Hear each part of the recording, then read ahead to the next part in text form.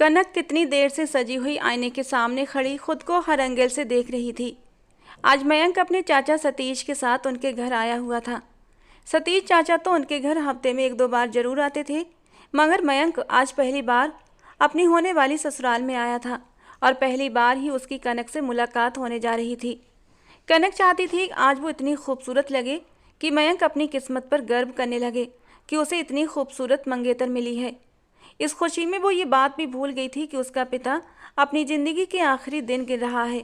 बहुत ख़राब हालत में बिस्तर पर पड़ा हुआ है, बहुत ज़्यादा बीमार है। रात तक तो वो अपने पिता के जिंदा बच जाने की दुआएं मांग रही थी, और अब जब पता चला मयंक आया है तो वो सब कुछ भुलाकर उसकी नज़रों में अच्छा दिखने के लिए सजने संवरने लगी। अरे कनक, ये तुम इतनी तैयार क्यों हुई हो? सरिता जी कमरे में आईं तो कनक को देखकर बनावटी हैरानी से बोली। ये तो वो भी जानती थी कनक की इस कदर तैयारी की वजह क्या है। कनक उनकी बात पर शर्मा गई। मम्मी, वो मयंक आए हैं ना, आज उनके साथ मेरी पहली मुलाकात है। पहली बार ही वो मुझे देख रहे हैं तो मैं चाहती हूँ कि मैं उन्हें अच्छी लगूं। सरिता जी कनक की बात पर नाखुशी से बोली। देखो कनक, तुम्हारे पिता भले ही बीमार हैं और अपनी ज़िंदगी के आखिरी दिन गिन रहे हैं, मगर मैं अभी जिंदा हूँ और मैं जानती हूँ मेरे पति की कैसी परंपराएं और कैसे उसूल हैं। अगर वो होशो हवास में होते तो इस बात को सख्त नापसंद करते, और मैं भी तुम्हें इसकी इजाज़त नहीं दे सकती कि तुम अपने मंगेतर के सामने इस तरह सज संवर कर जाओ और उसे अपने हुस्न के जलवे दिखाकर शादी से पहले ही उसके दिल को काबू करने की कोशिश करो। तुम अपने कमरे में ही रहोगी जब तक मयंक वापस नहीं चला जाता। मैं तुम्हें कमरे से बाहर ना देखूं। सरिता जी अपनी बात कहकर चली गई, जबकि कनक तो हैरान परेशान रह गई। उसकी माँ का रवैया उसे समझ नहीं आ रहा था। वो तो बहुत खुले विचारों वाली औरत थी जिन्हें किसी बात से फर्क नहीं पड़ता था, और अब उन्होंने अचानक कनक पर इतनी सख्त पाबंदी लगा दी। उसका मूड बुरी तरह ऑफ हो गया। मम्मी की भी मुझे कुछ समझ नहीं आती, कभी तो इतनी मेहरबान हो जाती हैं और कभी इतनी सख्त कि मैं खुद सोच में पड़ जाती हूँ कि ये मेरी वही माँ है। फिर शाम तक वो अपने कमरे में ही बंद रही। जब सतीश चाचा जाने लगे तो वो खुद उससे मिलने के लिए उसके कमरे में आए थे। अरे कनक बेटा, कैसी तबीयत है तुम्हारी? तुम्हारी माँ ने बताया कि तुम्हें बुखार हो रहा है, कमजोरी भी महसूस हो रही है। मैंने कहा भी कि डॉक्टर के पास ले चलता हूँ, मगर वो कहने लगी वो तो सुबह ही तुम्हें डॉक्टर के पास लेकर गई थी। डॉक्टर ने तुम्हें दवाई दी है और आराम करने को कहा है, इसीलिए तुम अपने कमरे में हो। चलो अपना अच्छे से ख्याल रखना, किसी चीज़ की ज़रूरत हो तो मुझे बताना। वो उसके सिर पर प्यार से हाथ फेरते हुए बोले तो कनक की आंखों में आंसू आ गए। अगर इस इंसान का सहारा न होता तो हमारा क्या होता? हम तो फुटपाथ पर आ जाते। वो दिल ही दिल में सोचने लगी, भला आजकल के ज़माने में इतने अच्छे लोग कहाँ मिलते हैं। सतीश चाचा और मयंक शाम को वापस चले गए थे। उनके जाने के बाद ही वो कमरे से बाहर आई, मुंह फुलाए हुए। सरिता जी उसके बिगड़े मूड को नोट करती रहीं, फिर प्यार से बोली, माँ बाप कभी अपनी औलाद के लिए गलत नहीं सोचते। मैंने तुम्हारे लिए एक बहुत बेहतरीन फैसला किया है जो तुम्हें अभी समझ नहीं आएगा, इसीलिए मैंने तुम्हें मयंक के सामने नहीं आने दिया। सरिता जी की आंखों की चमक बता रही थी वो कुछ बड़ा करने का प्लान कर रही हैं। कनक उनकी बात पर हैरानी से सिर उठाकर उनकी ओर देखने लगी। कैसा फैसला मम्मी? आप कहना क्या चाहती हैं, खुलकर कहिए। उसे किसी अनहोनी का एहसास हो रहा था। कुछ देर तक सरिता जी बेटी को गौर से देखती रहीं। कनक की खूबसूरती से वो एक बहुत बड़ा बिजनेस करना चाहती थी। वो अपने सारे सपने पूरे करना चाहती थी जो उन्हें अपने पति के साथ रहते कभी पूरे करने का मौका न मिला। लेकिन जब भगवान ने इतनी खूबसूरत बेटी दी है तो उस खूबसूरती का कुछ तो फ़ायदा हो। वो अपने दिल ही दिल में बहुत कुछ सोचे बैठी थी। उन्होंने प्यार से कनक को अपने पास बिठा लिया और उसके हाथों को थामते हुए जो सरिता जी ने कहा उसे सुनकर कनक के पैरों के नीचे से ज़मीन खिसक गई थी। वो झटके से अपनी जगह से उठकर खड़ी हो गई। मैं और सतीश चाचा?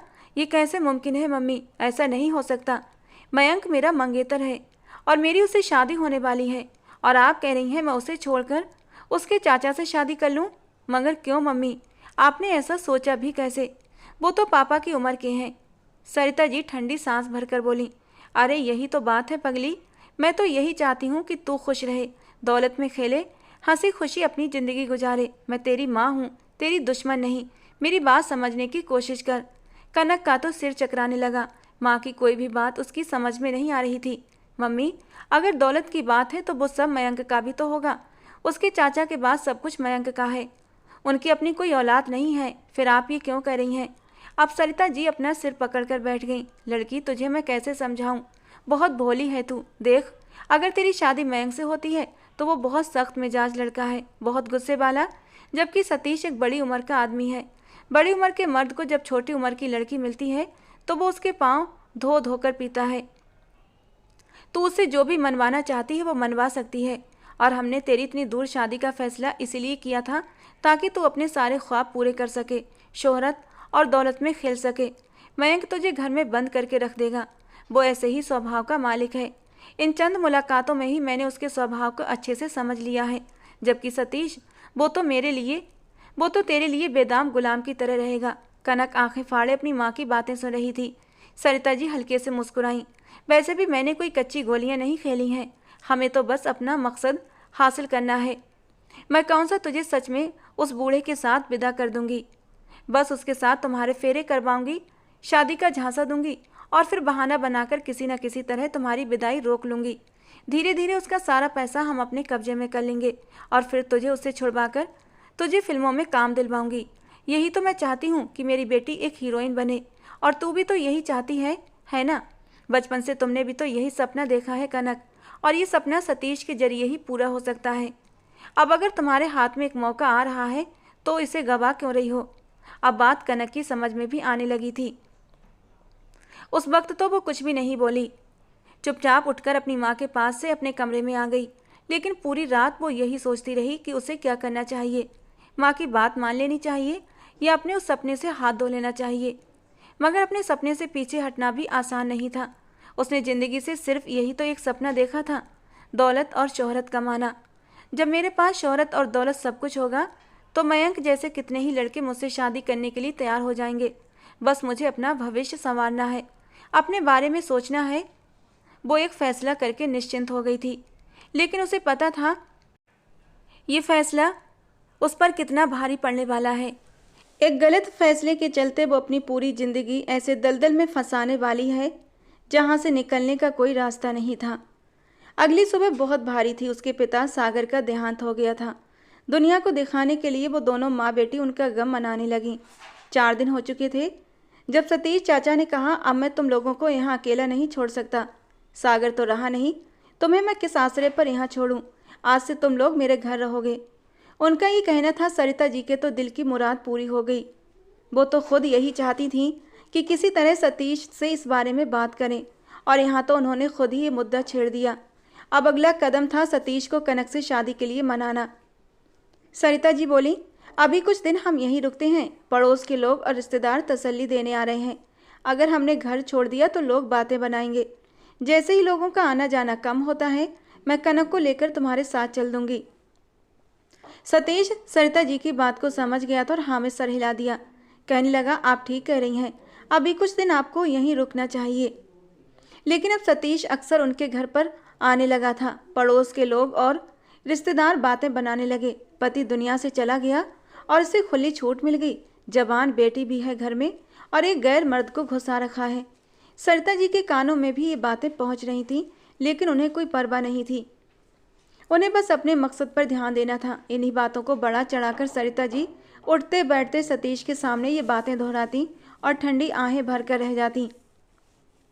अपनी बात कहने के साथ ही बार बार उसे अपने अकेलेपन का एहसास भी कराती। धीरे धीरे सतीश को भी एहसास होने लगा कि मैंने वक्त पर शादी न करके बहुत बड़ी गलती कर दी। वो ठंडी आहें भरकर रह जाता, ये सोचकर कि इस उम्र में उसे कौन अपनी बेटी देगा। एक दिन सरिता जी कहने लगी, सतीश, मैंने एक बात सोची है। वैसे भी मोहल्ले के लोग बातें बना रहे हैं कि आप यहाँ क्यों रह रहे हैं। अगर यहाँ रहने का कोई ठोस कारण मिल जाए तो सबकी जुबानें बंद हो जाएंगी। मेरी बेटी और मैं बदनामी से बच जाएंगे। जब से सागर इस दुनिया से गए हैं मुझे अपनी ज़िंदगी का भरोसा नहीं रहा। सोचती हूँ अगर मुझे कुछ हो गया तो मेरी बेटी का क्या होगा। अब तो मेरे पास कनक के सिवा इस दुनिया में कोई नहीं। कहते हुए उन्होंने आंखों में आंसू भर लिए और गहरी आहें भरकर रोने लगीं। सतीश तो उनके रोने से घबरा गया। अरे बहन, क्यों चिंता करती हैं? हाँ, मयंक की शादी कनक के साथ ही करूँगा, बस उसकी पढ़ाई पूरी हो जाए। वो कहता है जब तक अपने पैरों पर खड़ा नहीं हो जाता तब तक कोई जिम्मेदारी नहीं उठा सकता। तब सरिता जी ने अपना दाव खेला। बस यही तो मेरी परेशानी है। मयंक का भी कोई भविष्य नहीं है, वो अभी पढ़ाई कर रहा है। मेरी बेटी का क्या होगा? लेकिन एक बात मेरे दिमाग में आ रही है, आप कहें तो मैं अपने दिल की बात आपसे कह दूं। सरिता जी ने फील्डिंग बनाई थी। सतीश कहने लगा, हाँ हाँ बहन, क्यों नहीं। आपके दिल में जो भी बात है आप मुझसे कह सकती हैं। और फिर सरिता जी को मौका मिल गया। अगर आप मयंक की जगह खुद कनक से शादी कर लें तो मैं अपनी ज़िंदगी के ये बचे हुए दिन सुकून से जी सकूंगी। और वैसे भी कनक की भी यही इच्छा है। आखिरकार सरिता जी ने अपने दिल की इच्छा जबान पर ला दी। और सरिता जी की ये बात सुनकर सतीश अवाक रह गया। उसे यकीन नहीं हो रहा था कि जो उसने सुना वो सच था। उसके चेहरे पर फैली हैरानी और असमंजस को देख सरिता जी और भी जोर से रोने लगीं। मेरी बेटी अकेली है, उसके सर से बाप का साया भी उठ गया है। हमारे पास अब कोई दूसरा सहारा नहीं बचा। अगर आप मेरी बेटी का हाथ थाम लें तो उसे सहारा मिल जाएगा और मैं भी चैन से मर सकूंगी। सरिता जी के आंसू देखकर सतीश का दिल पिघल गया। वैसे भी कनक तो थी ही इतनी खूबसूरत, एक नाजुक कली की तरह। सतीश को इस उम्र में इतनी कमसिन और खूबसूरत लड़की मिल रही थी, वो भला इनकार क्यों करता। जब उसे पता चला कनक की भी यही इच्छा है तो वो तो जैसे हवाओं में उड़ने लगा। अगले दिन मोहल्ले के कुछ सम्मानित लोगों की मौजूदगी में कनक और सतीश की शादी हो गई। मोहल्ले की औरतें चुपचाप बातें बनाने लगीं। अरे, रिश्ता तो भतीजे के साथ तय हुआ था और विवाह चाचा के साथ कर दिया। क्या चाचा के साथ ही कोई गुल खिला दिया तुम्हारी बेटी ने। मोहल्ले की औरतें ठहाके मार मार कर हंसने लगीं। सरिता जी को उन पर बहुत गुस्सा आया, लेकिन खुद को संभाल लिया। उन्होंने सोचा, मुझे कौन सा हमेशा यहाँ रहना है, बस कुछ ही दिनों की बात है। इसके बाद मैं अपनी बेटी को लेकर मुंबई चली जाऊंगी। उसकी आंखों के सामने सतीश का बड़ा सा घर घूम गया जिसमें नौकर चाकर थे। उसकी बेटी वहाँ किसी रानी की तरह रहती, नौकरों पर हुक्म चलाती और फिर वो अपना पुराना सपना भी पूरा कर सकती थी, अपनी बेटी को हीरोइन बनाने का सपना। सरिता जी के दिल में बचपन से ही ये ख्याल था कि उनकी बेटी बड़ी होकर हीरोइन बनेगी। घर में सरिता जी के पिताजी फिल्मों के बहुत शौकीन थे। उनकी माँ भी शौक से उनके साथ फिल्में देखती थीं। घर में जब भी किसी दोस्त से वीसीआर उधार आता तो रात भर फिल्में चलती रहती। सरिता भी यही सब देखते हुए बड़ी हुई थी। उनके दिल में भी ख्वाहिश थी कि वे फिल्मों में काम करें, मगर माँ बाप बहुत सख्त थे। माँ इतनी सख्त थी, अगर भी इस बारे में सोचती तो शायद उन्हें जान से मार दिया जाता। जब सरिता सिर्फ 17 साल की थी तब उनकी शादी सागर से कर दी गई। सागर एक सीधा साधा आदमी था जो अपने काम से काम रखता था। सरिता को उसे देखकर बहुत मायूसी हुई। उनके सपने बुरी तरह चकनाचूर हो गए। और फिर शादी के 1 साल बाद ही जब भगवान ने उन्हें बेटी की सौगात दी तो उनकी खुशी का ठिकाना न रहा। अब मैं अपनी बेटी को हीरोइन बनाऊंगी। जो काम मैं खुद न कर पाई वो उनकी बेटी करेगी। बेदिल ही दिल में ये बात ठान चुकी थी, लेकिन इस बात का जिक्र कभी किसी से नहीं किया। कनक ने खूबसूरती भी बेमिसाल पाई थी। गोरी रंगत, लंबा कद, नाजुक काया, तीखे नए नक्श, बड़ी बड़ी आंखें, घुटनों तक झूलते लंबे काले बाल। वो फिल्मों में काम करने वाली हीरोइनों से भी ज़्यादा खूबसूरत थी। सरिता जी को पूरा यकीन था उनकी बेटी जरूर हीरोइन बनेगी। उन्होंने बचपन से ही कनक के दिमाग में ये बात बिठा दी थी। कुछ इस तरह से उसकी परवरिश की थी कि वो अपने पिता से तो कोई बात न करती, मगर माँ से कुछ भी नहीं छिपाती। सरिता जी ने उसे 10वीं तक स्कूल में पढ़ाया। आगे भी पढ़ाने की इच्छा थी, लेकिन यहाँ पर सागर आड़े आ गया। मैं बेटियों की ज़्यादा शिक्षा के पक्ष में नहीं हूँ, ये उनकी शर्मो हया छीन लेती है। अब इसे घर पर ही बिठाओ। अगर बहुत शौक है पढ़ने का तो घर में बैठकर पढ़े, मैं इसे कॉलेज नहीं भेजूंगा। सरिता ने हर संभव कोशिश कर ली, मगर सागर का ना हाँ में ना बदला। उन्हीं दिनों सागर का एक दोस्त मुंबई से उनके घर आया था। उसने कनक को अपने भतीजे के लिए पसंद कर लिया। जब ये बात सरिता को पता चली तो वो गुस्से से आग बबूला हो गई। आज तक तुम्हारी इतनी हिम्मत नहीं हुई कि तुम मेरी मर्जी के बिना कोई फैसला कर सको, फिर मेरी बेटी की ज़िंदगी का इतना बड़ा फैसला मुझसे पूछे बिना कैसे कर लिया। सरिता अभी और भी कुछ कहने वाली थी, मगर कनक उसे बाजू से पकड़कर ले गई। मम्मी, बात को समझो। अगर हमारी सतीश चाचा के साथ रिश्तेदारी बन जाती है तो उनके घर आने जाने का कोई भी बहाना हमें मिल सकता है। आप चाहें मेरी वहाँ शादी मत करना, मगर आपकी भी तो यही ख्वाहिश है कि मैं हीरोइन बनूं, और इस छोटे से गांव में घर बैठे बैठे तो ये मुमकिन नहीं। इसके लिए हमें मुंबई जैसे बड़े शहर जाना पड़ेगा, जहाँ पापा हमें कभी लेकर नहीं जाएंगे। और अगर सतीश चाचा के घर आने जाने का बहाना बन गया तो पापा कोई रोक टोक नहीं करेंगे। और अगर एक बार हम वहाँ पहुँच गए तो किसी फिल्म स्टूडियो तक भी जा सकते हैं। बात तो कनक की बिल्कुल सही थी। सरिता जी अपनी अकल पर मातम करने लगीं। अरे, ये बात मुझे पहले क्यों नहीं समझ आई। चलो ठीक है, अब मैं इस रिश्ते से इनकार नहीं करूँगी। और फिर मयंक की मंगनी कनक के साथ हो गई। जब पहली बार कनक ने मयंक को देखा तो उसे वो बहुत पसंद आ गया। वो था भी बहुत खूबसूरत, ऊंचा लंबा कद, बिल्कुल फिल्मी हीरो जैसा। और फिर जब सागर अचानक एक लाइलाज बीमारी का शिकार हो गया तो सारी जमा पूंजी उसके इलाज पर खर्च हो गई। कारोबार भी ठप हो गया। ऐसे में सिर्फ सतीश ही था जिसने उन लोगों की बहुत मदद की। और फिर जब सरिता जी के मन में ये बात आई कि क्यों ना कनक की शादी सतीश से कर दूं, तो उन्हें इसमें सिर्फ और सिर्फ फ़ायदा ही नज़र आया। मयंक के पास तो कुछ भी नहीं, वो मेरी बेटी को कभी खुश नहीं रख पाएगा और कभी उसे हीरोइन भी नहीं बनने देगा। बहुत ही सख्त मिजाज लड़का है। और अब कनक सतीश के विवाह में आ चुकी थी। सतीश अपने ही ख्यालों में खोया हुआ था कि वो अपनी नई दुल्हन को पहली रात क्या तोहफा दे। लेकिन उसके सारे अरमानों पर उस वक्त ओस पड़ गई जब सरिता जी ने सामने से आकर कहा कि वो अभी विदाई का इरादा नहीं रखती। अभी सिर्फ विवाह हुआ है, विदाई तो बाद में होगी, अभी कनक बहुत छोटी है। और सतीश ठंडी आह भरकर इस बात के लिए मान गया। उसके पास और कोई रास्ता भी नहीं था। उसने सोचा, जब कुछ समय के बाद सरिता जी और कनक मेरे घर आ जाएंगी तब मैं विदाई की बात करूंगा। और फिर धीरे धीरे सरिता के घर पर मेहमानों का आना जाना भी कम हो चुका था। जिंदगी रूटीन पर लौट आई थी और सतीश उन्हें लेकर अपने घर आ गया।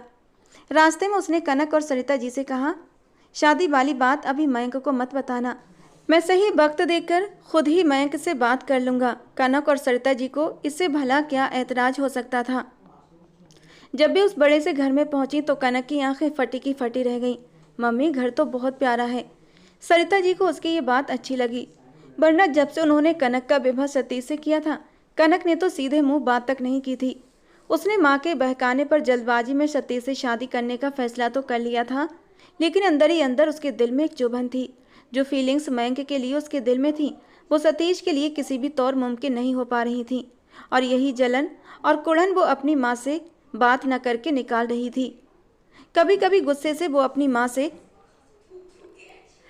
कह भी देती, मम्मी मुझे लगता है तुमने गलत फैसला कर लिया, वो बूढ़ा मेरे काबिल कहाँ। जब सतीश उसे प्यार जताने की कोशिश करता, उसके लिए महंगे महंगे तोहफे लेकर आता, तो कनक को उस पर बहुत गुस्सा आता और फिर सरिता जी को ही उसका बिगड़ा मूड झेलना पड़ता।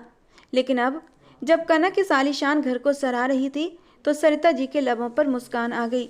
यही तो मैं कह रही थी, यह आदमी बहुत अमीर है और तुम इसके साथ बहुत खुश रहोगी। अगले दिन कनक की मुलाकात मयंक से नाश्ते की टेबल पर हुई।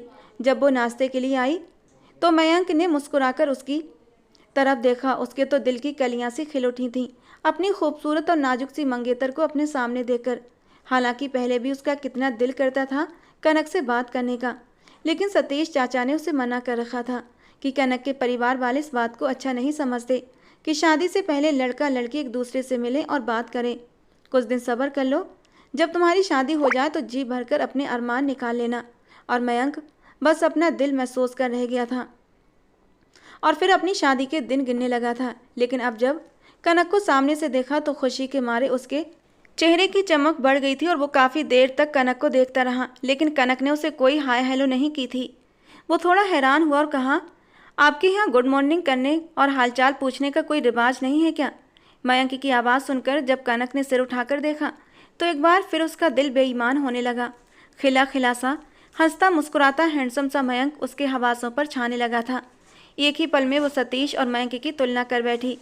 कहाँ वो बूढ़ा सतीश और कहाँ मयंक। फिर से वो अपनी माँ से नाराज होने लगी कि सरिता जी ने सतीश के साथ शादी करके बहुत बड़ी गलती की है। सरिता जी ने भी उसके हाव भाव भांप लिए थे और सतीश को भी ये अच्छा नहीं लगा मयंक उसकी बीवी से इस तरह मजाक कर रहा था। हालांकि मयंक अभी तक ये नहीं जानता था कि सतीश का कनक के साथ विवाह हो चुका है, लेकिन फिर भी उसे सबके सामने कनक से इस अंदाज में बात नहीं करनी चाहिए थी। सतीश का गुस्सा एकदम से तेज हुआ था। उसने सख्त लहजे में कहा, मयंक तुम चुपचाप नाश्ता करो और आज जरा मेरे ऑफिस का भी चक्कर लगा लेना। इतना वक्त हो गया है, अभी तक तुम्हें काम सीखने की अकल नहीं आई। बहुत ही नाकारा साबित हुए हो तुम इस मामले में। और मयंक एकदम हैरान रह गया, जाने अचानक सतीश चाचा को क्या हो गया था जो उन्हें इतना गुस्सा आ गया। वो मन ही मन सोचने लगा, मैं तो मेहनती लड़का हूँ, हर चीज़ जल्दी समझ लेता हूँ, फिर चाचा आजकल मुझसे नाराज़ क्यों रहते हैं। लेकिन मयंक ने जल्दी ही सतीश के डांटने को इग्नोर कर दिया। आज से कुछ भी बुरा नहीं लग रहा था, क्योंकि आज उसके सामने कनक बैठी हुई थी और उसका दिल बस उसी को देखने की चाहत कर रहा था। मयंक ने कनक की तरफ एक मीठी सी नज़र डाली और वहाँ से चला गया। लड़की तो बहुत प्यारी ढूंढी है चाचा ने मेरे लिए। मयंक का मन खुशी के मारे गदगद होने लगा था। अब बस मेरा एक ही आखिरी सेमेस्टर बचा है, उसके बाद मैं बिजनेस ज्वाइन कर लूँगा और चाचा से कहूँगा कि मेरी शादी कनक से करवा दें। इतनी प्यारी लड़की को खुद से दूर रखना अच्छी बात नहीं है। दूसरी तरफ कनक अपनी माँ पर चिल्लाने लगी, मम्मी हम यहाँ जिस मकसद से आए थे वो तो पूरा होता नजर नहीं आ रहा। ना हम बाहर जाते हैं, ना कहीं घूमने फिरने का मौका मिलता है, और ये बुढ़ा तो जैसे शेर की तरह मेरी हर हरकत पर नज़र रखता है। अगर बाहर ले भी जाता है तो एक एक चीज़ पर नज़र रखता है। वो तो मयंक के सामने भी मुझे बुरी तरह डांट देता है कि मैं उससे बात तक ना करूं, उसके सामने भी ना जाऊं। कनक का गुस्सा बढ़ता जा रहा था। तुमने मुझे फंसा दिया मम्मी, वो बूढ़ा मुझे कभी चैन से जीने नहीं देगा। आपके गलत फैसले ने मेरी ज़िंदगी नरक बना दी। घर से बाहर जाने नहीं देता तो मैं काम कैसे करूँगी।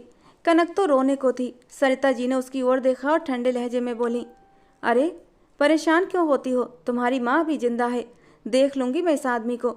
अगर ये हमारे मतलब का नहीं निकला, हमारे किसी काम नहीं आया, तो हम इसे छोड़ देंगे और वापस चले जाएंगे या फिर कोई और रास्ता निकाल लेंगे। मगर अभी कुछ दिन सब्र कर लो। कौन सा मैं अभी उसे इस बात की इजाज़त दे रही हूँ कि वो तुम्हारे साथ रिश्ता बनाए। जैसे अनछुई तुम शादी से पहले थी वैसे ही अब हो।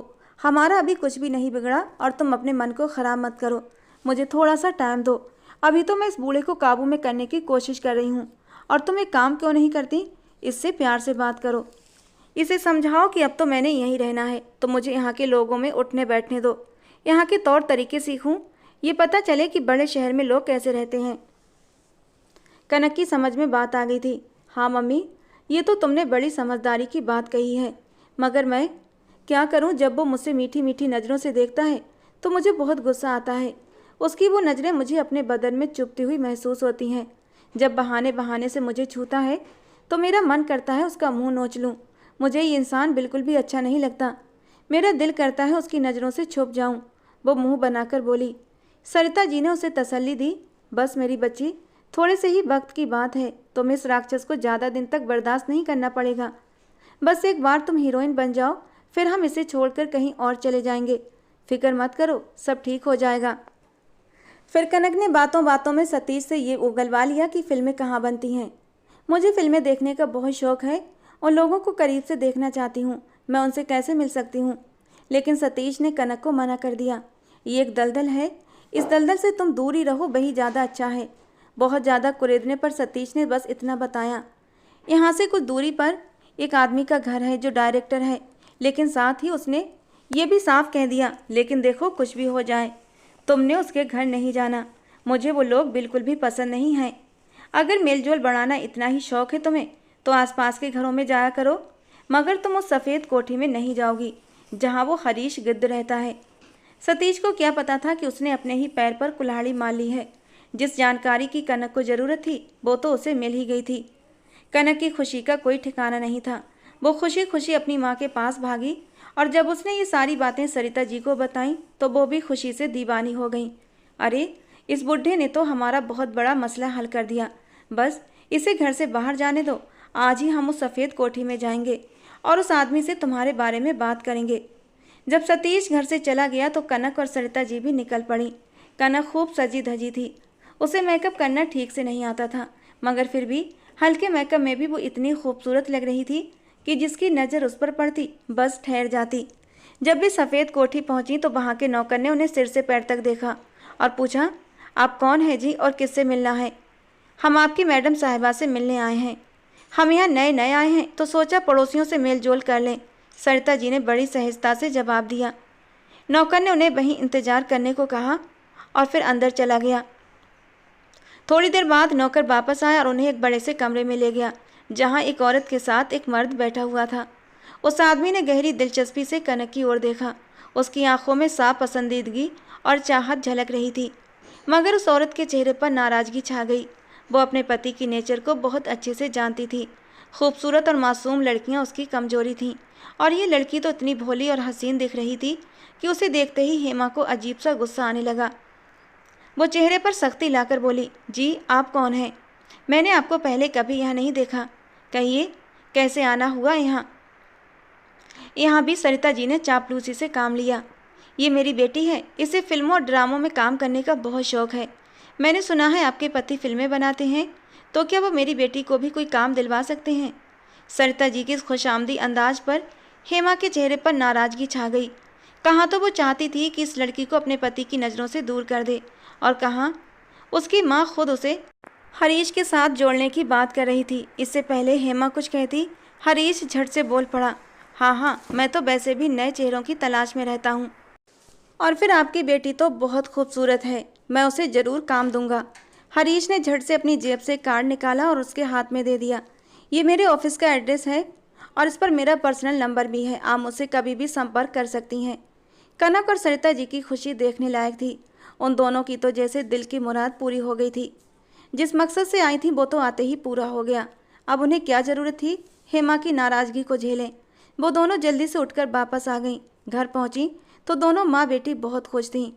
और फिर कनक ने हरीश से फ़ोन पर बात की। हरीश ने कनक को बड़े सुनहरे सपने दिखाए। बस एक बार फिल्म में आ जाओ तो हर तरफ तुम्हारी धूम मच जाएगी, हर कोई तुम्हारी खूबसूरती के चर्चे करेगा। तुम्हारे जैसा खूबसूरत और मासूम चेहरा आज तक इस इंडस्ट्री में नहीं है। लोग तुम्हें देखते ही तुम्हारे दीवाने हो जाएंगे। लेकिन तुम्हें एक काम करना होगा, बस एक बार मेरे ऑफिस आ जाओ, मैं तुम्हें समझाऊंगा कैसे काम करना है। फिर तुम्हें ट्रेनिंग भी तो देनी है, एक्टिंग सीखनी है, डांस प्रैक्टिस करनी होगी, तभी तो तुम हीरोइन बन पाओगी। फिल्म ऐसे ही नहीं बन पाती।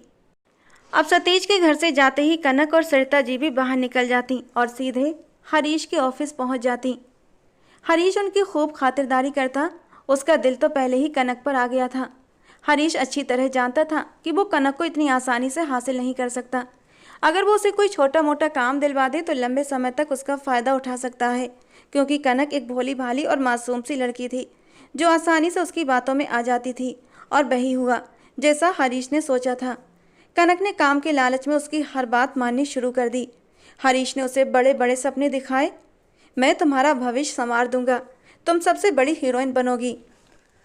सरिता जी तो खुशी से फूली नहीं समा रही थी। अब तो कनक के उठने बैठने बोलने चालने में भी स्पष्ट बदलाव आ चुका था। हरीश की चालें रंग लाने लगी थीं। दूसरी ओर सतीश को भी इन दोनों के बदले हुए रूटीन पर शक होने लगा था। मयंक जब भी घर आता तो सरिता जी और कनक उसे घर पर नहीं मिलती थीं। अभी तक मयंक इस बात से अनजान था कि कनक पहले ही सतीश के विवाह में आ चुकी है। वो तो उसे अपनी मंगेतर समझ रहा था और इसीलिए उस पर अपना हक जताने की कोशिश करता। वो हमेशा बहाने ढूंढता कि कनक से बात कर सके, मगर कनक तो जैसे उसके हाथ ही नहीं आ रही थी। वो हमेशा उसे बचने की कोशिश करती। अब तो मयंक उसकी आवाज़ तक सुनने को तरसने लगा था। खाने की मेज़ पर ही उनकी मुलाकात होती। थोड़ी देर कनक वहाँ बैठती और फिर अपने कमरे में चली जाती। बल्कि अब तो वो ज़्यादातर खाना भी अपने कमरे में ही खाने लगी थी। मयंक को कनक में बड़ा बदलाव नजर आने लगा। उसने नए फैशनेबल अंदाज में बाल कटवा लिए थे। कपड़े भी अब नए ट्रेंड के हिसाब से पहनने लगी थी। लेकिन ये बदलाव मयंक को भी अच्छा लग रहा था, क्योंकि कनक की खूबसूरती पहले से भी निखरने लगी थी। वो अक्सर अपने आसपास की लड़कियों को स्टाइलिश अंदाज में देखता तो सोचता, काश कनक भी ऐसी होती। फिर खुद को ये कहकर तसल्ली देता, शादी के बाद मैं उसे पूरी तरह बदल दूंगा।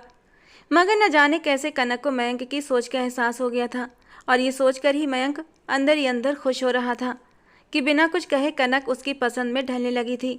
उसने खुद को बदलना शुरू कर दिया और ये बदलाव मयंक को बेहद खुश कर रहा था। लेकिन सतीश को ये सब खटकने लगा। घर के नौकर भी अब उसे रोज इशारों इशारों में बताने लगे थे कि इन माँ बेटी पर नज़र रखें, क्योंकि ये दोनों कोई ना कोई गुल जरूर खिला रही हैं। उधर सतीश कनक को पाने के लिए बुरी तरह बेचैन हो रहा था। कनक के नाजुक वजूद की नरमी उसे रातों को चैन से सोने नहीं देती थी। लेकिन सरिता जी किसी भी तौर उसके काबू में नहीं आ रही थीं। जब भी वो विदाई की बात करता तो वो साफ मना कर देती, ये कहकर कि कनक अभी छोटी है, उसे 1 साल का टाइम और दो। और सतीश दिल महसूस कर रह जाता। वो ज़बरदस्ती भी नहीं करना चाहता था, लेकिन अब इन दोनों माँ बेटी की हरकतों ने उसे शक में डाल दिया था। सतीश ने ठान लिया था कि वो इनका पीछा करके ही रहेगा, पता लगाएगा कि ये दोनों आखिर कहाँ जाती हैं और करती क्या हैं। और फिर एक दिन उसने कार निकाली और सड़क के किनारे एक ऐसी जगह खड़ी कर दी जहाँ से वो सबको देख सकता था, मगर उसे कोई नहीं। सतीश की नज़र अपने घर की तरफ थी। उसका दिल कह रहा था कि जो वो सोच रहा है वो सब सच ना हो। उसकी बीवी कोई ऐसा काम ना कर रही हो कि उसे छोड़ने पर मजबूर हो जाए, क्योंकि अब उसे कनक से गहरी मोहब्बत हो चुकी थी। उसे लगने लगा था कि अब वो कनक के बिना नहीं रह सकता। कनक का बदलता व्यवहार उसे बुरी तरह परेशान कर रहा था। अब तो वो उसकी माँ से सख्ती से विदाई की बात भी करने वाला था, मगर दिन ब दिन कनक उससे और भी दूर होती जा रही थी। सरिता जी भी बहाने पे बहाने बनाने लगी थीं। अभी तो वो बहुत छोटी है, तो कभी कहती अभी वो अपने पिता के गम से बाहर नहीं आई और तुम शादी की बात कर रहे हो, और पहले मयंक को तो इस बारे में बता दो। सतीश ने दो टूक जवाब दिया था।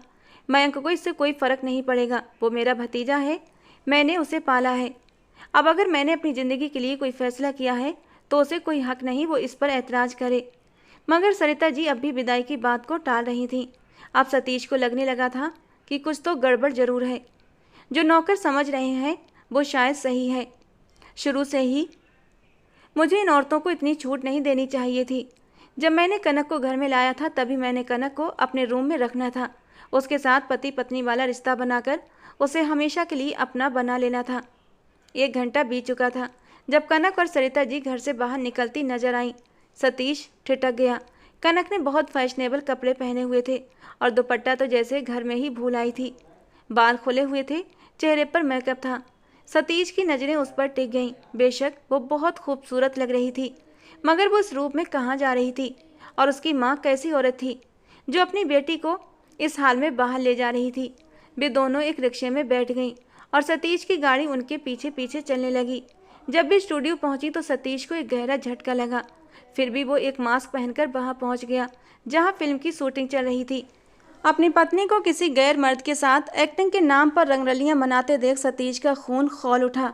वो हरीश की बाहों में मचल रही थी और हरीश उसे खुमारी भरे अंदाज में प्यार कर रहा था। ये सब देखकर सतीश के लिए असहनीय था, मगर वो कुछ कहे बिना वहाँ से आ गया। वो इतने लोगों के सामने कोई तमाशा नहीं बनाना चाहता था, लेकिन अब उसने ठान लिया था कि उसे क्या करना है। आज कनक बहुत खुश थी। आज सिर्फ हरीश ने उसके साथ रंगीन वक्त ही नहीं बिताया था, बल्कि उसे बड़े बड़े सपने भी दिखाए थे। मैं तुम्हें नाम, शोहरत, दौलत सब दूंगा। तुम चाहो तो मेरे छोटे से अपार्टमेंट में शिफ्ट भी हो सकती हो, किसी को पता भी नहीं चलेगा। कनक का भी मन था कि वो हरीश के फ्लैट में चली जाए, मगर फिर सोचती अभी तक तो सतीश को इस बारे में कुछ पता नहीं है। जब तक फिल्म रिलीज़ नहीं होती तब तक उसे बताने की ज़रूरत ही क्या है। मगर वो नहीं जानती थी कि कयामत आ चुकी है। जब सरिता जी और कनक घर लौटी तो सतीश की गूंजती हुई आवाज़ ने उनके कदम दरवाजे पर ही रोक दिए। तुम दोनों माँ बेटी अब इस घर की दहलीज के अंदर नहीं आ सकती। कनक और सरिता जी ने एक दूसरे की ओर देखा। सरिता जी मुस्कुराती हुई आगे बढ़ी। क्या हुआ सतीश, किस बात पर नाराज हो? कोई बात बुरी लग गई है क्या? सतीश गुस्से से दहाड़ा। तुम बहुत चालाक औरत हो सरिता, मतलबी खुदगर्ज। क्या कुछ नहीं किया मैंने तुम्हारे लिए, और तुम हो कि मेरी पत्नी को किसी गैर मर्द के हवाले करके उससे पैसे कमाने के लालच में हो। तुम्हें तो शर्म से डूबकर मर जाना चाहिए। तुम्हारी बेटी एक गैर मर्द की बाहों में अय्याशियाँ कर रही है और तुम अब भी सर उठाकर चल रही हो। अब मैं इस औरत को अपनी ज़िंदगी में शामिल नहीं करूँगा, उसे अपने घर से निकाल रहा हूँ। मयंक के लिए ये सब कुछ चौंकाने वाला था। चाचा आप क्या कह रहे हैं? ये मेरी मंगेतर है, अगर इससे कोई गलती हो गई है तो आप इसे सफाई का एक मौका तो दें। सतीश ने सख्त लहजे में जवाब दिया। इससे कोई गलती नहीं हुई है, ये गुनाह कर रही है, और ये तुम्हारी मंगेतर नहीं है बल्कि मेरी बीवी है। मैंने इससे शादी की थी और अब मैं इसे तलाक भी दे रहा हूँ।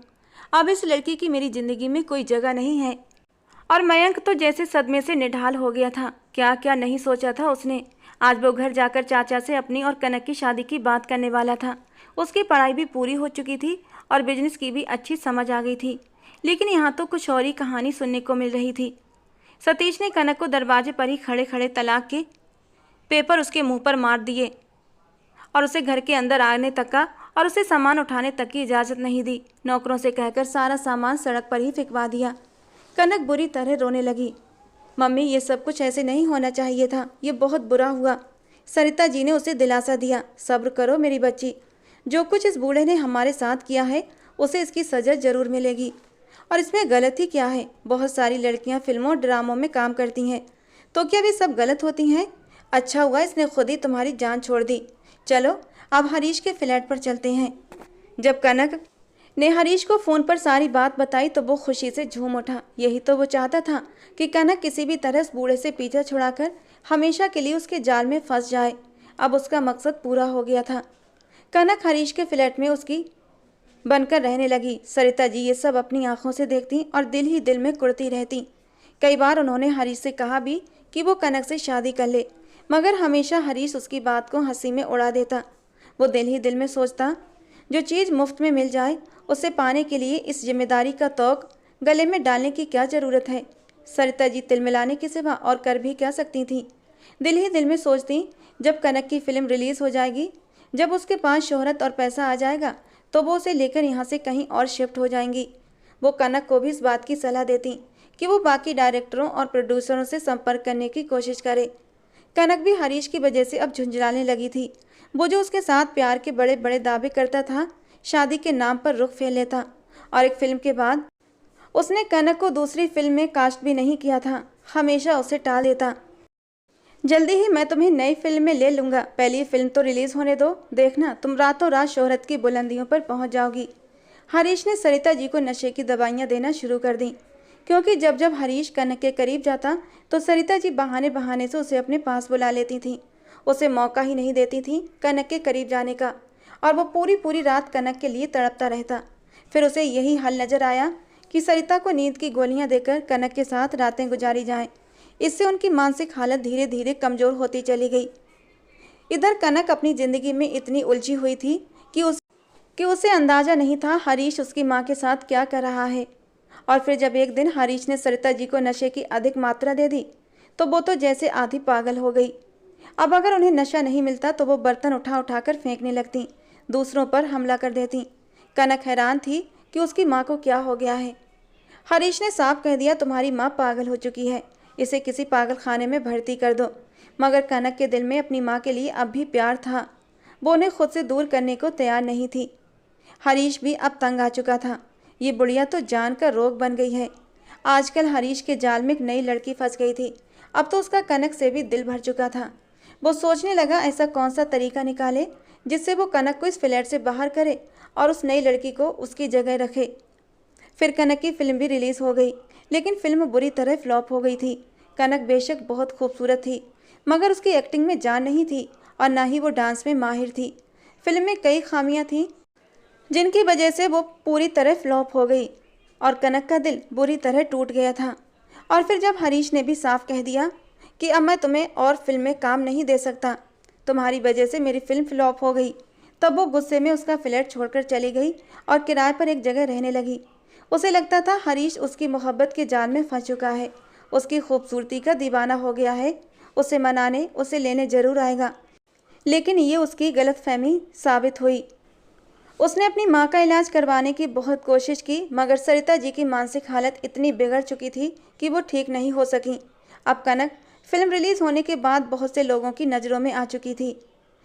कभी उसे किसी फिल्म में छोटा मोटा रोल भी दे दिया जाता, किसी ड्रामे में, तो कभी किसी पार्टी में डांस के लिए बुला लिया जाता।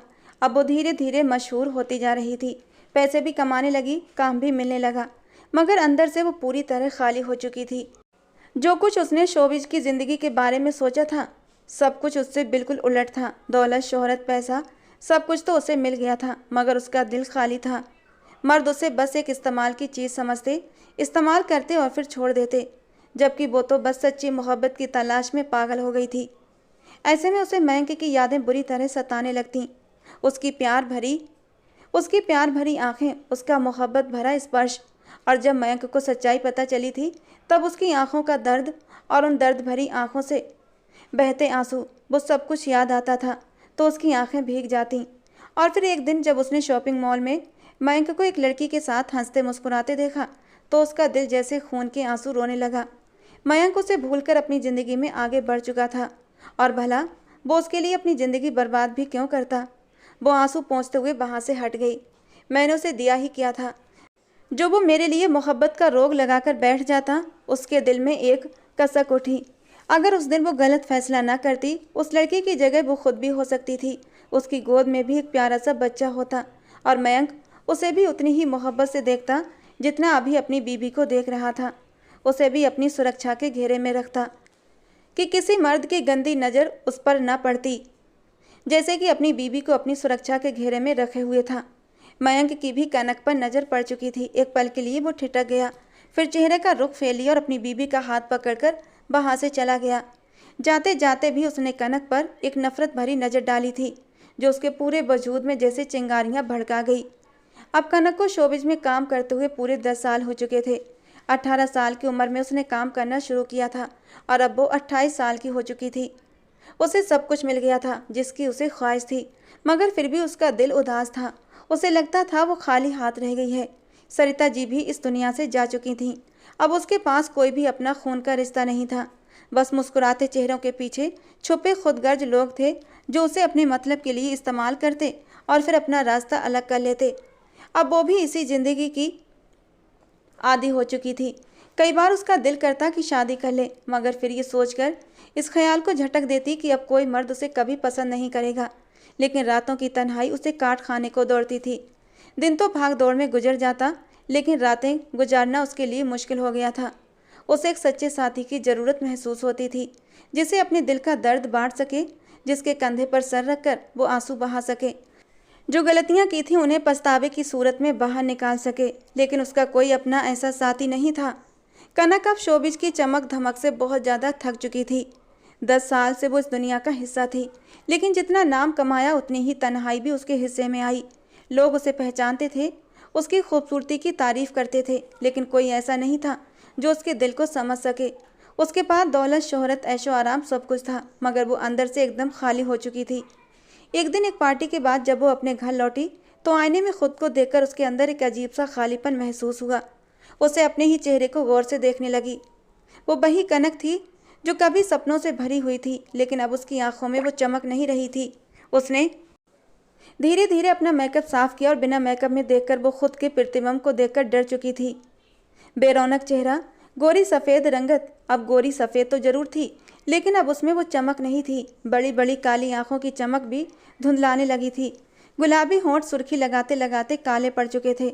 पता नहीं क्यों 2 आंसू टूटकर उसकी आंखों से गिरे थे।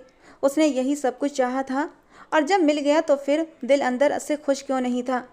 और उस रात उसने फैसला कर लिया, अब उसे इस दुनिया से बाहर निकलना है। उसने फिल्मी दुनिया को अलविदा कहने का निश्चय कर लिया। अगले ही दिन उसने सोशल मीडिया पर एक पोस्ट लिखी, मैंने इस इंडस्ट्री में बहुत कुछ सीखा, बहुत कुछ पाया, लेकिन अब मैं खुद को फिर से तलाशना चाहती हूँ। मैं अब इस चकाचौंध से दूर अपनी ज़िंदगी के नए सफ़र की ओर बढ़ रही हूँ। लोगों को ये खबर सुनकर बहुत आश्चर्य हुआ, मगर कनक अब किसी की परवाह नहीं कर रही थी। उसने अपना घर बेच दिया और एक शांत पहाड़ी इलाके में रहने चली गई, जहाँ उसे सुकून मिले। पहाड़ी इलाके में आकर उसने एक छोटा सा कैफ़े खोला, जहाँ वो अपनी मनपसंद कॉफ़ी बनाती और वहाँ के स्थानीय लोगों को पिलाती और उनसे बातें भी करती। वहाँ का माहौल बिल्कुल अलग था। न कैमरे थे, न नकली मुस्कानें, सिर्फ सच्चे लोग और उनकी असली कहानियाँ। यहीं उसकी मुलाकात अर्जुन से हुई। अर्जुन एक लेखक था जो शहरी जीवन से दूर अपनी किताब पर काम कर रहा था। पहली बार जब उसने कनक को देखा तो उसे यकीन न हुआ कि ये वही प्रसिद्ध अभिनेत्री है जिसे लोग एक समय पर देवी की तरह पूजते थे। मगर कनक ने खुद को पूरी तरह बदल लिया था। अब वो साधारण कपड़े पहनती, चेहरे पर कोई मेकअप नहीं होता और उसकी हंसी पहले से ज़्यादा गहरी और सच्ची लगती। अर्जुन ने धीरे धीरे कनक से दोस्ती कर ली और अब अक्सर उसके कैफ़े में आता था। घंटों बैठकर उससे बातें करता, वो उसकी कहानियाँ सुनता, उसकी तकलीफ़ों को महसूस करता और बिना किसी लालच के उसकी इज्जत करता। कनक के लिए ये सब नया था। पहली बार कोई उसे उसके बाहरी रूप से नहीं, बल्कि उसके अंदर के इंसान से जुड़ रहा था। समय के साथ कनक और अर्जुन एक दूसरे के करीब आने लगे। अर्जुन उसकी छोटी छोटी बातों का ध्यान रखता। अगर बारिश होती तो वो उसके कैफ़े की छत से टपकने वाले पानी को ठीक करवा देता, और अगर कनक उदास होती तो उसे पहाड़ों की ऊंचाई पर लेकर जाता, जहाँ से पूरी दुनिया छोटी लगती। एक दिन जब कनक ने अपनी ज़िंदगी की सबसे दर्दनाक कहानी अर्जुन को सुनाई कि कैसे उसने अपने प्यार को खो दिया, कैसे उसे माया नगरी में सिर्फ मतलब के रिश्ते मिले थे, तो अर्जुन ने सिर्फ इतना कहा, शायद अब तुम्हारी ज़िंदगी में सही समय पर सही इंसान आया है। कनक को अर्जुन की आंखों में सच्चाई दिखी। उसने पहली बार किसी को बिना डर, बिना शर्त के अपनी ज़िंदगी में आने देने की सोची। कुछ महीनों बाद अर्जुन ने कनक को एक पहाड़ी चोटी पर ले जाकर प्रपोज किया। उसने कहा, मैं तुम्हें तुम्हारे अतीत से नहीं बल्कि तुम्हारे आज से प्यार करता हूँ। मैं तुम्हें तुम्हारी गलतियों के साथ अपनाना चाहता हूँ, क्योंकि वे भी तुम्हारा ही हिस्सा हैं। क्या तुम मेरी ज़िंदगी का हिस्सा बनोगी? और कनक की आंखों में आंसू आ गए। ये सवाल किसी और ने भी एक समय पर पूछा था, मगर उस प्यार में शर्तें थीं, शक था। मगर अर्जुन का प्यार निस्वार्थ था, उसमें अपनापन था। उसने मुस्कुराते हुए हाँ कह दिया। कनक और अर्जुन ने एक साधारण मगर खूबसूरत शादी कर ली। कोई मीडिया, कोई तामझाम नहीं था, बस कुछ करीबी दोस्त और पहाड़ों की ठंडी हवाएं गवाह बनी। और शादी की पहली रात जब अर्जुन कनक के करीब हुआ तो पहली बार उसे सुख की ऐसी अनुभूति हुई जो आज तक उसने कभी महसूस नहीं की थी। वो अर्जुन से पहले कई मर्दों के करीब हुई थी, लेकिन उसे वो सुकून नहीं मिलता था जो आज अर्जुन की बाहों में लिपट कर मिला था। इस सुकून के आगे तो वो दुनिया की हर दौलत बांट सकती थी। शायद उसने कोई अच्छा काम किया था कि भगवान ने अर्जुन की सूरत में उसे एक अच्छा हमसफ़र दे दिया था। खुशी के मारे उसकी आंखों से आंसू बहने लगे और अर्जुन उसकी आंखों में आंसू देखकर डर गया था। क्या हुआ कनक? मैंने तो तुम्हें कोई तकलीफ नहीं पहुंचाई, फिर तुम्हारी आंखों में आंसू? वो नाजुक पलों में भी उठकर बैठ गया था और कनक को अपने सीने से लगा लिया। नहीं अर्जुन, तुमने मुझे तकलीफ नहीं पहुंचाई, बल्कि मेरे अतीत की कुछ कड़वी यादें मेरी आंखों के सामने आ गई थीं। तुम तो बहुत अच्छे हो। ये कहते कहते कनक ने अपनी आंखों के आंसू पोंछ दिए थे और मुस्कुराते हुए अपने होठों से अर्जुन के गालों को छू लिया था। और अर्जुन फिर से उसके वजूद में खोने लगा था और उसे अपनी मोहब्बतों से तर कर दिया था। शादी के बाद कनक ने अपने कैफ़े को और भी बड़ा किया, जहां वो सिर्फ लोगों को कॉफ़ी परोसती बल्कि उनके सपनों को भी हकीकत में बदलने के लिए प्रेरित करती। अर्जुन ने अपनी किताब पूरी की जिसमें उसने कनक की कहानी को नए अंदाज में लिखा। अब कनक का जीवन सिर्फ नाम और शोहरत के लिए नहीं था, अब उसके पास एक सच्चा जीवन साथी था जो उसे वैसे ही प्यार करता था जैसे वो थी। अब वो पूरी थी, खुश थी और अपने फैसले से संतुष्ट भी थी। दोस्तों, कहानी कैसी लगी ज़रूर बताना। पसंद आई हो तो प्लीज़ लाइक करना। रोज़ एक नई रोमांटिक कहानी सुनने के लिए हमारे चैनल को सब्सक्राइब करना।